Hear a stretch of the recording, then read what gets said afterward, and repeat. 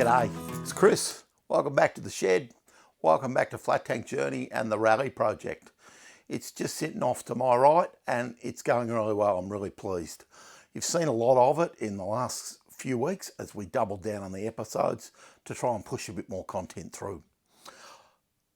I've got down to the small painful jobs, I call them, and I started working on a valve lifter. Now, a lot of the work was mundane, boring, just terrible work of just heating, shrinking, tapping and bending. I didn't show you a lot of that, but I did build a valve lifter. I hope you enjoy. Cheers. I've been thinking about putting a valve lifter on the bike, but I didn't know how. I assumed it operated off something in here.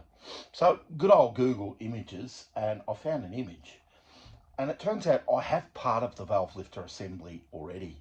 This highly nickeled piece with a little cable fitting in the top. And it's a bit hard to show you, but it goes there on the engine. It's sitting just here, and it's actually one of the engine studs. And it goes through that way, and the cable feeds up from the bottom, and you pull down a lever that goes into here and behind there. So I'm going to try and do that. I'm going to get this in as one of the studs and see if I can get it sorted out, and then try and build a lever, because for the life of me I can't find anything for sale or remade or anything that even vaguely resembles it. There's a little view of where the cable goes through for the valve lifter. Wonder if I can make an arm that'll go around the back of that valve and go through that little pivot point and hook underneath. Challenge. Took a bit of 3/8 shaft and heat the end of it. I suppose that's about 3/4 of an inch or 20 mil. Just going to give it a tidy up now with a flap disc and straighten the sides out. It's probably, I don't know, 3 mil thick. And I'm going to see if I can drill a hole and then open the hole up to see if I can get it to slide in and lift the valve, and then create a pivot point and go around a bit. I suppose if you end up seeing this video, it'll mean it basically worked. I suppose at this stage, it vaguely resembles a funny screwdriver. That blade's about 15 mil wide, and the centre punch point is about 7.5 millimeters in, and basically in the middle. But I can straighten up with an angle grinder. It's thick enough to slide into where the valve would have the valve lifter. Let me drill this out, and I'm going to drill it out to 7.5 millimeters, because it's 7.4, I think, is the valve stem, or the area that it goes through. Let's try that. Not difficult. Drill the hole more or less in the middle. Go both sides a little clean up. One side's cut further down than the other so that we can get leverage. I hope this works. I'm about to try and cut these pieces out with a very fine blade and see if I can leave it tight. This could be version 1 of this, as I just misjudged and got one side too thin. Anyway, it fits well, so I'll push on. Here's my second attempt, and it's a little bit better than the first. Now, it either slides into there and lifts from there, or it slides into here and lifts from here. I don't know that overly matters, except I think lifting from the bottom would give you more lift, if you know what I mean, because you'd have a bigger fulcrum to lift from, and you'd lift the valve and it would cut compression, and that would work. It is 3/8 that'll go between these points on this clevis, I suppose it is, and it's a 1/4 inch hole, so it only leaves you less than 1.5 millimeters of material, or about 1.5 millimeters of material each side. I'm tempted to flatten this, heat it and flatten it, and spread the material so that I get maybe 2.5 each side. And then this is where the bend needs to start to go around the back of the inlet valve. Sorry, thought process. Troubling. Sorry you didn't see it, but there it is. It's a bit skinny on one side of the fork, and I suspect that'll break off. So maybe this isn't the first one. This is the first one. It's been beaten into submission. It works. It's got so many complicated angles in it, I just gave it no chance of working. So I kept persevering. Now I wish I'd shortened it and widened the fork on the front. Nonetheless, bear with me, I'll put in the bike. All it was beating, bending, testing, beating, bending, testing, hot. Yeah, anyway, you get the message. I'll put you on the tripod, I'll show you how it fits. See, valve lifter. Here's where the cable comes through. I've still to drill a hole in the end of it. It goes around the back of the valve, the inlet valve, and then I just got a screwdriver and I lifted the valve and sat that underneath. And it sits free, it doesn't foul at this point. I just put a little bolt in for now. I'm not even sure what I'm going to do. But if you watch the valve, unbelievable.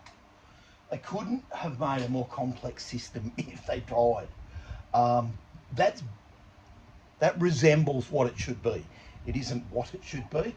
It would have been a cast piece made out of something else. It would have been way more sophisticated and way more professional looking than that is.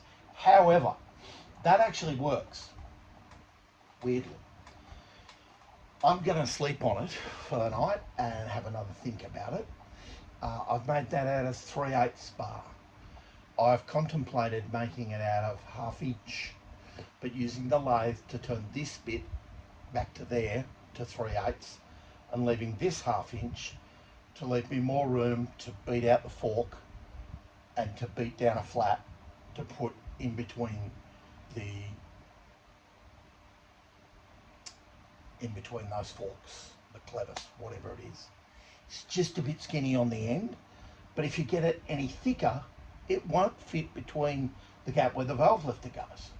So it has to be kind of that skinny, or it doesn't work. So I think that's where it sits. I suppose it could have sat in here, but it doesn't look like it when you look at the pictures. I need to drill a hole, I need to feed a cable up, and the cable comes up from the bottom and it loops around here and goes back up through, no, stays outside the bath. Valve lifter has been painted. Not too bad.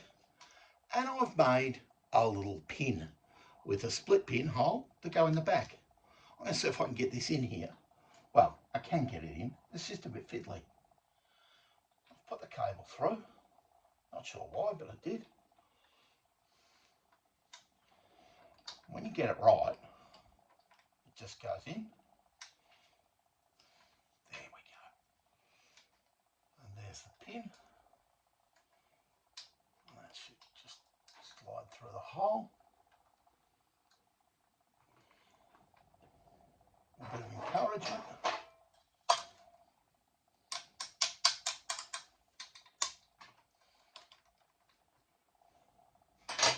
A little bit more encouragement. I'll just grab a hammer and give it a tap.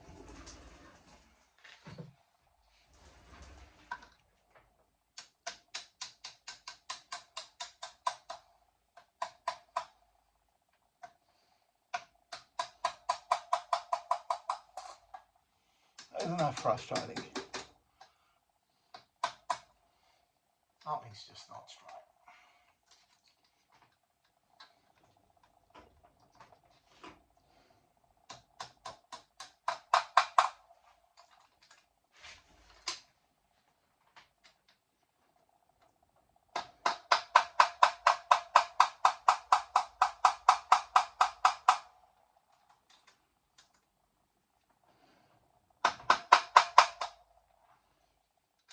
Just drill the hole out, everything just wouldn't go together.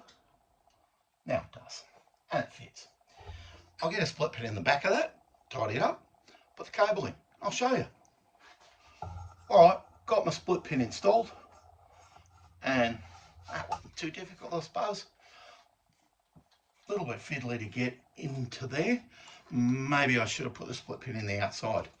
Not sure, but certainly looks cleaner from my perspective. I just feed the cable back through, and the obsessive compulsive guy who cable tied all that in place last night probably went a bit far. There you go. I'll bring you off the tripod and you can have a much closer look. There's the lever in behind one valve and underneath the other. It actuates and lifts the exhaust valve just as it should. The pin looks okay, and the black lever certainly makes the whole thing disappear. I think in reality it's a nice cast nickel plated thing, but I don't have one and I don't appear to be able to find one, so improvise until you do.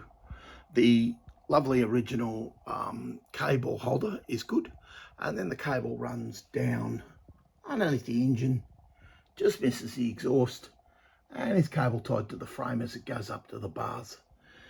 It's a victory. I don't really like it, but I'm probably being overly harsh. It functions just fine, and it will get the bike on the road quicker than spending a lifetime searching for one. You can search for one for a long time, and I probably will, and we'll see how we go from there. Well, there you have it. That's Flat Tank Journey for another week, and that was my attempt to build a valve lifter.